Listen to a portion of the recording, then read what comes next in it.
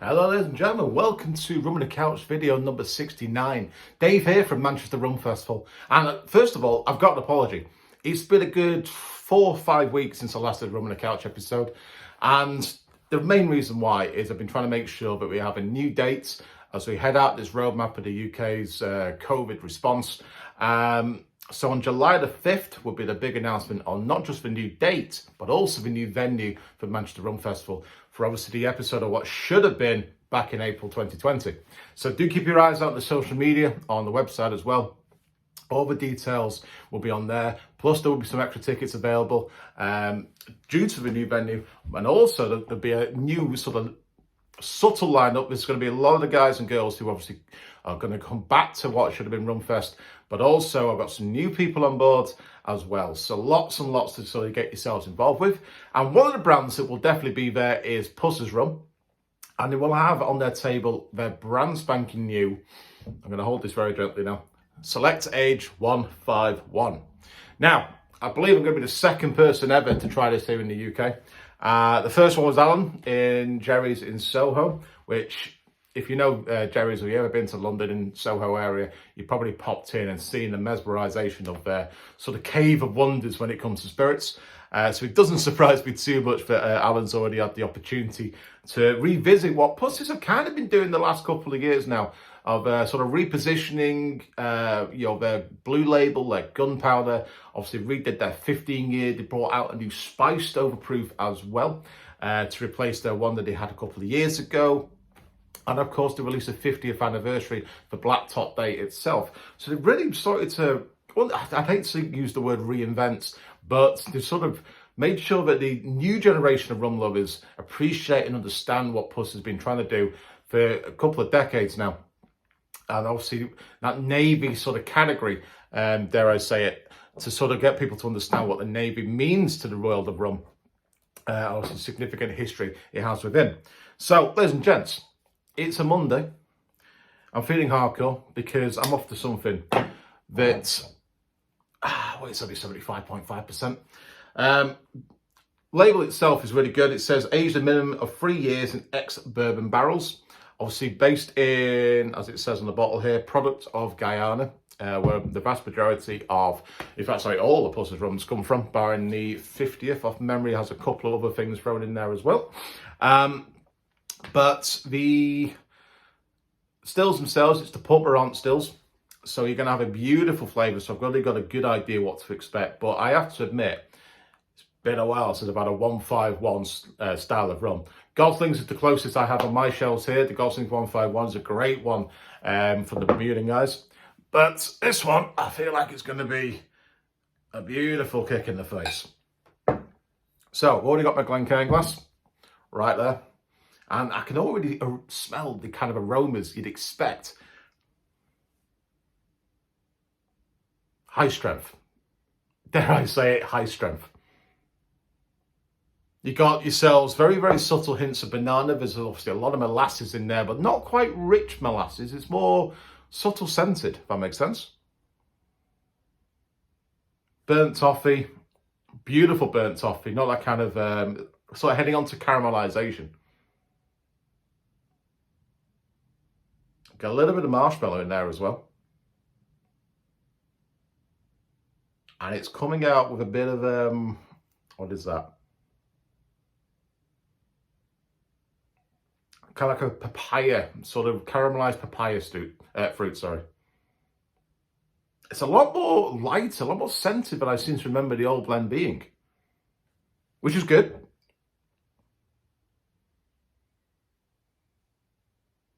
There's something else there. I can't quite figure out what it is, but maybe it'll come onto the taste. So like I say, it's a Monday, so bring it on.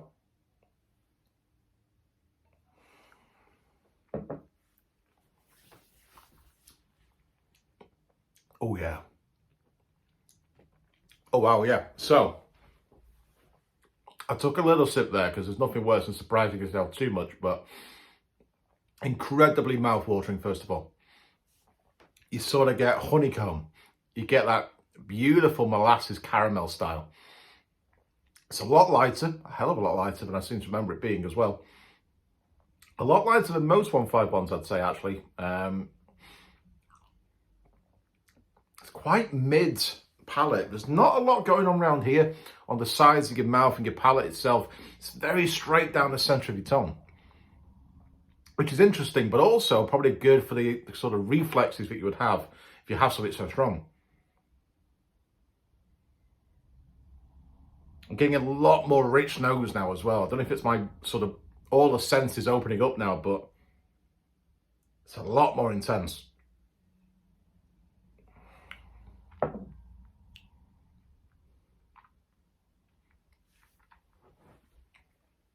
Very, very mouth-watering still. There's something there, and I can't put my finger. I want to say it's like, it's orange, but it's kind of got a subtle orange water, quite underlining. There's definitely some sort of dark flesh fruits. Wouldn't say like cherry or anything like that, but there's something there. But the vast majority is the oak really comes through nicely. Beautiful chardness of that. I tell you what, this will make a really, I know gunpowder is sort of the go-to one for a painkiller, but my God, this paired up with the creaminess of the coconut, the pineapple juice, the orange as well, that would make a hell of a good bump in the face painkiller for sure. In fact, to be fair, this just with either orange juice or pineapple juice to have that beautiful softness bouncing out with the richness of what the 151's all about, yes, that would be a hell of a good shout. It's very, very good on its own, I have to admit as well. It's not one for the amateurs, I will have to say. I think the gunpowder is the one to sort of ease them onto something like this. To be fair, even some connoisseurs could might have to reacquaint themselves with the sort of Pusser's range and work your way up. But once you do, that dryness of the nose really sort of offers so much more than I remember.